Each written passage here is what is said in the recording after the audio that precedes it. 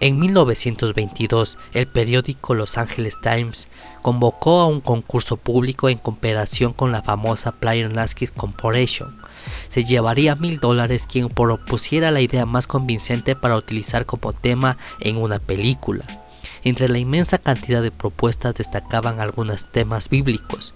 En la oficina del director Cecil B. DeMille imperaba el asombro, la Biblia como fuente de inspiración de una película para el gran público. DeMille retuvo especialmente bien una de las propuestas, esta firmada por F.C. Nelson, un trabajador de Michigan que soñaba con una película sobre los 10 mandamientos. Con su propuesta incluyó un lema publicitario: no puedes romper los mandamientos, ellos te romperán a ti. Él y otros 7 participantes con la misma propuesta temática ganaron $1000, cada uno como premio. Era una cantidad modesta teniendo en cuenta los gastos y los ingresos derivados de los 10 mandamientos. La producción costó $1.5 millones y se recaudaron unos beneficiosos $4.2 millones, una cantidad exorbitante para la época. DeMille se había propuesto hacer una película ambivalente. Se le ocurrió extrapolar el material del Antiguo Testamento a una historia actual, de modo que el film se dividió en 2 partes, un prólogo bíblico y una historia moderna sobre 2 hermanos que compiten por la misma mujer.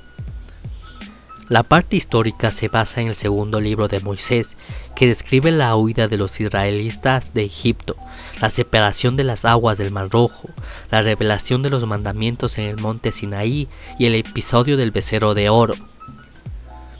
Para realizar la parte moderna, DeMille encargó escribir un guión a la joven autora e intérprete Janelle McPherson.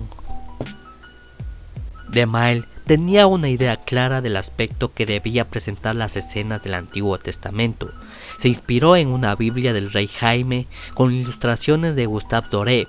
A comienzos de 1923, finalmente encargó a Paul Iribe que construyera los decorados al noreste de Los Ángeles, sobre las dunas de Guadalupe, la ciudad de Ramsés II. Fueron los más espectaculares que se habían realizado jamás para una película. El cine bíblico y monumental, el género más taquillero de Hollywood, nació entre médanos. Además de la monumentabilidad del atrezo y del dominio demostrado en las escenas de masas, también causó sensación la novedosa técnica cinematográfica empleada en la película. Una nueva compañía llamada Technicolor ofreció a DeMille instalar una cámara adicional que podía grabar en un sistema nuevo de 2 colores. Si le gustaban las tomas, podría comprarlas, si no se destruían sin más. DeMille ya tenía cierta experiencia en el colorido de imágenes, con el procedimiento de Heinz-Held, que empleó a sí mismo en una copia en nitro que hizo para sí mismo del prólogo. Pero las imágenes de Technicolor también fueron de su agrado. La inserción esporádica de estas escenas cromáticas hizo resaltar la expresividad del contenido, y fue un excelente medio de reflejar el material bíblico en la película. La representación natural de la realidad se asoció al blanco y negro, mientras que el color se lo relacionaba con lo artificial, los sueños y el ambiente.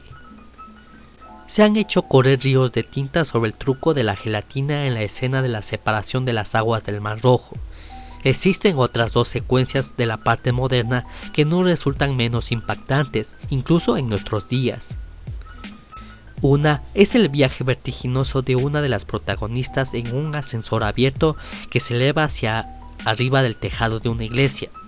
Desde el punto de vista cinematográfico, resulta muy en la línea de la nueva visión fotográfica de la década de 1920.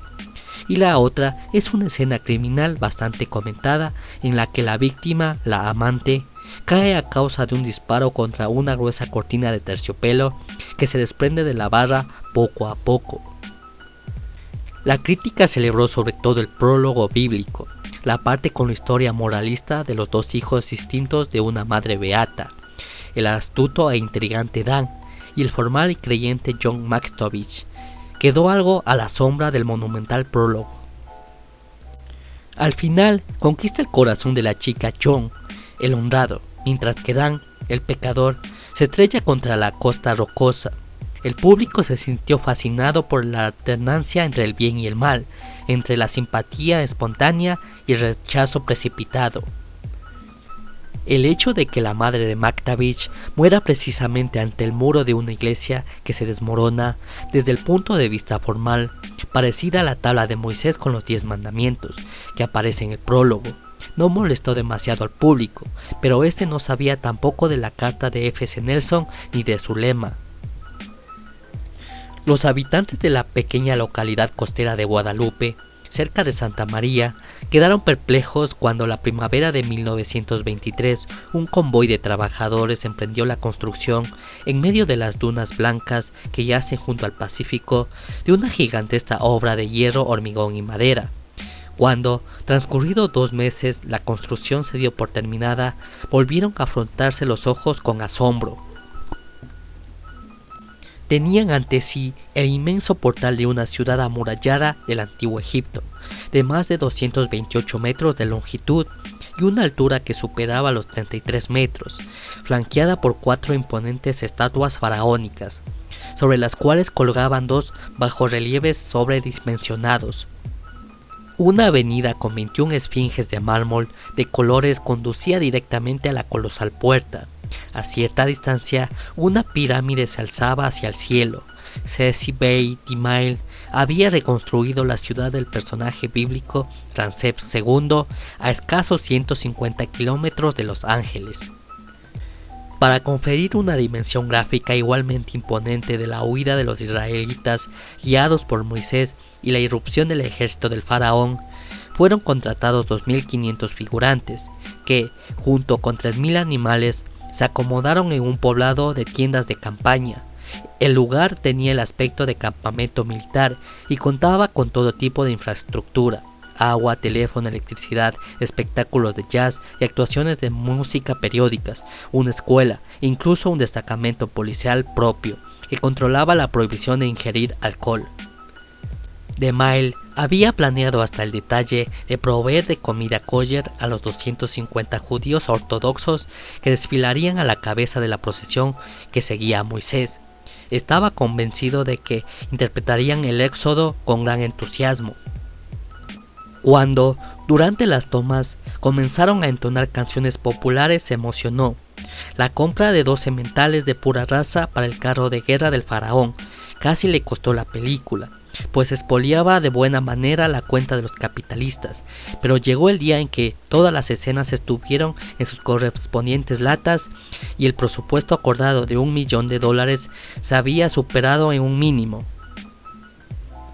Eso sí, no quedaba ni un céntimo para almacenar el entonces mayor decorado de la historia del cine, por lo que se desmontó y simplemente se enterró en la arena.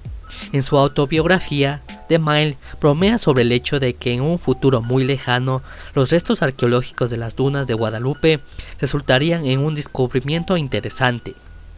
Se equivocó en su estimación, ya que en 1983 3 entusiastas de la película, Peter Brosnan, Bruce Cardazzo y Richard Everdett, comenzaron los trabajos para desenterrarlos, aunque no han podido concluirse por falta de dinero.